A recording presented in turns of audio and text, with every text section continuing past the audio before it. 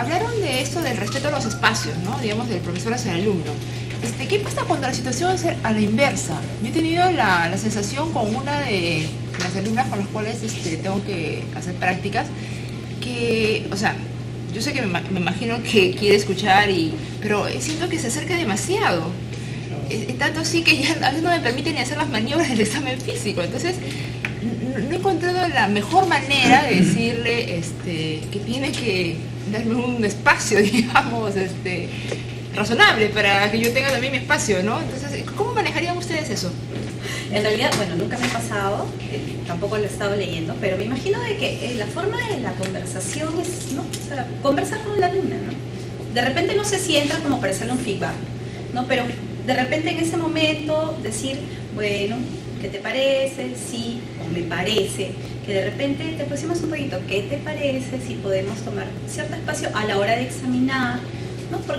Y explicarle justamente eso, ¿no? Mira, existe esto, justamente es como Tato me decía, no es la burbuja que cada uno tiene y que evidentemente no vamos a dejar muchas veces ingresar.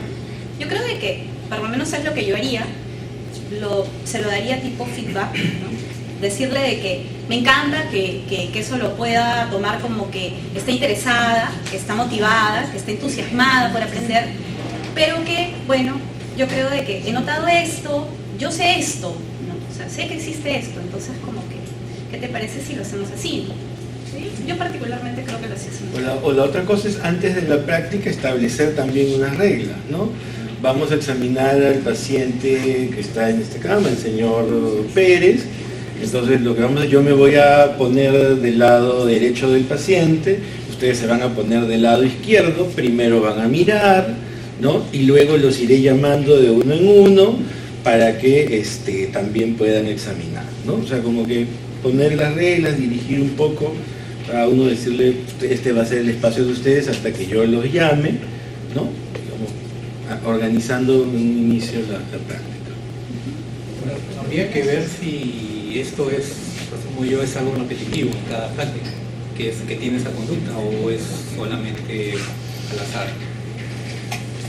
Bueno, ha sido varias ocasiones, ¿no? Varias ocasiones, ¿no? Quizá, bueno, no se va a corregir en el momento porque va a ser un poco incómodo tanto para el alumno y lo que perciban los demás, ¿no? Es preguntarnos por qué quizá no escucha, quizá cree que participando más o acercándose más va a tener mejor nota, o sea, pueden, más bien después de eso, en el momento no está, digamos, esa característica en la lectura que hemos hecho, pero se puede hacer después, ¿no? Explorar la gama sobre, ¿no? Pero sí, yo creo que hay que tener mucho tino, porque no solamente es en el acercamiento, sino a veces, bueno, a veces uno siente que hay, por ejemplo, el alumno que está detrás, como que monitorizando qué es lo que haces, y donde te ve, se viene y te saluda y te llama por teléfono. Entonces, a veces eso es invasión también del espacio. Entonces, yo creo que ahí hay que tener mucho más de tacto y dejar las reglas en claro para que no haya ese problema, ¿no? Así como contaba Juliana su experiencia de que se sintió muy intimidada por el acercamiento, entonces eso también hay que tomar en cuenta, ¿no? Cuando hablamos de comunicación verbal y no verbal, digamos, es algo que todo el tiempo estamos haciendo, o sea, todo el tiempo nos estamos comunicando, ¿no? entre todos, pero a veces no llegamos a tener una verdadera comunicación. O sea, podemos informar, ¿no? Podemos dar algún mensaje, pero a veces no hay una comunicación real, o sea, digamos, no hay una sincronización entre los dos lados, ¿no? Entonces, ¿qué nos recomendarían ustedes para mejorar eso? Un aspecto de la comunicación tiene que ver un poco también con la empatía, ¿no? Uno de los aspectos de comunicación es que inevitablemente, y esto es probablemente inconsciente, la persona que va a recibir inicialmente lo que la otra está queriendo comunicar de alguna manera se tiene que anticipar a lo que la otra persona está esperando, ¿no? Que es parte de la empatía. Una definición de empatía es no solamente ponerme en el lugar del otro, sino un poco anticipar qué está esperando la otra persona, que en la comunicación, por ejemplo, yo pueda decirle, y no solamente decirle en el sentido de la información, sino cómo interactuar con ella. Está esperando de repente de mi amabilidad, está esperando de mí una respuesta rápida, está esperando de mí de repente ternura, o como que logre identificar su emoción en ese momento y que de alguna manera, no sé, la pueda consolar, qué sé yo. Entonces, sí, es algo que hacemos inconscientemente, pero de repente en algunos momentos, sobre todo de repente con alumnos, por ejemplo, traer ese concepto un poco más a la conciencia, ¿no? Y eso podría ayudar, por ejemplo, para hacer mucho más efectiva la comunicación, sobre todo con un alumno. Estamos más o menos en una posición un poquito de autoridad. Entonces, ese proceso de que es no solamente lo que espera que yo le pueda decir, sino anticiparme a cómo está esperando yo que le diga las cosas, ¿no? El tono o la emoción que puede estar esperando que se le transmita, ¿no? Eso tiene que ver mucho con la habilidad y el estilo del docente que tiene sobre lo que es la comunicación. O sea, eso ya como que viene algo, es como que la habilidad comunicacional de cada persona. Ahora, eso definitivamente, pues uno a medida que pasa el tiempo, yo digo que a veces pienso que uno va modificando, por ejemplo, la manera de pensar y la manera como se comporta y las maneras de las actitudes a medida que avanza en edad. Y yo digo, bueno, ¿será porque ya estoy de más edad o es porque uno va aprendiendo en el transcurso y va madurando? Entonces uno ya no se siente como que cuando estaba en la residencia, cuando terminó recién la residencia, ahora ya como que ve a todos los demás como diferentes, ¿no? Por ejemplo, a veces me dicen, tú tratas al resto como si fueran niñitos, pero no es eso, sino que yo me veo como que he evolucionado y probablemente la maduración que tenga comparada a las otras personas y la capacidad que pudiera tener para comunicarme va a ser mucho mejor que la que pudiera el alumno hacerlo hacia sus compañeros. Ahora, la habilidad comunicacional no solamente es en la relación docente-alumno, sino también entre los alumnos y es para socializar y para las actividades de todos. Última pregunta. Yo quería añadir solo dos cosas.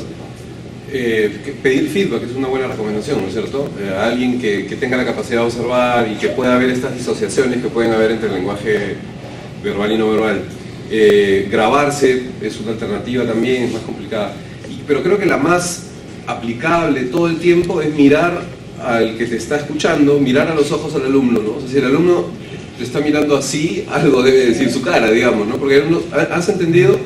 Sí, no, pues no he entendido, ¿no? Entonces no nos quedemos con la respuesta verbal, sino que investiguemos un poquito más. En los ojos de la gente hay un montón de información, ¿no? Entonces eso es bastante práctico. Uno de nuestros profesores nos relata una experiencia que tuvo él siendo alumno cuando viajó a otro país con un profesor que era marcadamente tartamudo, ¿no? Y sin embargo él veía que la atención que tenía, yo miraba la fotografía que está al final donde dicen preguntas en que están todos atentos, era básicamente general de una sala de conferencias muy grandes, y que eso llamaba la atención, pues los alumnos, independientemente de la forma, y ahorita tratando de tomar esta clase sobre comunicación verbal y no verbal, de las formas que pudiera tener el profesor, salvo que hubieran otros aspectos que de pronto no solamente eran la tartamudez y algunas características de forma, mantenían la atención y el nivel de aprendizaje era alto y era una de las clases más concurridas que habían y donde se abarrotaba la sala de conferencias, ¿no? Era básicamente la pregunta en base a lo que han revisado. ¿Qué otros factores podrían estar interviniendo? No comprendí muy bien, la pregunta es, era una clase de lenguaje oral. que el profesor tenía tartamudez, pero sin embargo era una clase muy concurrida y había mucha atención y, o sea, con el tema de la tartamudez, ¿qué otros factores son los que han influido? Secundario.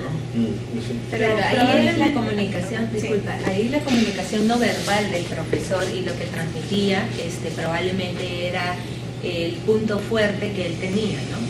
Por más que tenga dificultad para articular la palabra, para expresarse de manera verbal, hay que acordarnos también que el lenguaje verbal no solamente tiene que ver con el lenguaje hablado, sino también con el lenguaje escrito, ¿no? Entonces, probablemente la información que él proporcionaba de manera visual y a través de su propia comunicación no verbal hacia los estudiantes le daba ese punto a favor a ese profesor. Lo que indica de que en realidad uno puede tener alguna deficiencia, en este caso del lenguaje hablado, pero por eso no vas a ser malo, ¿no? Como docente. O sea, era la comunicación, No verbal. claro, no, pero verbal era la que finalmente llegaba, ¿no? O sea, más allá de que se demorara 5 veces en dar un dato. Mira, Sí. yo creo de que muchas veces lo importante es, para mí por lo menos, te lo digo como alumna y también creo que como docente, es ser conciso. O sea, porque si lo que tú me vas a decir, me lo puedes decir en 1 minuto, ¿por qué me lo vas a decir en 10?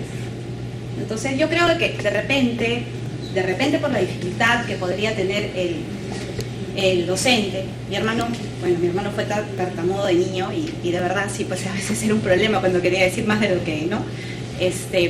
Si lo dices en 2 o 3 palabras, bien dichas, bien gesticuladas, ok, captas la atención del alumno, ¿no? Y lo dices. Entonces, probablemente él manejaba mejor la parte de la gesticulación y de repente la parte concisa, precisa, ok, yo te voy a decir esto, yo quiero que aprendas esto, tengo 1 minuto para decírtelo porque probablemente no me dé más hablar y te lo digo, ¿no? Entonces de repente yo pienso que por ahí podría ser el asunto, ¿no?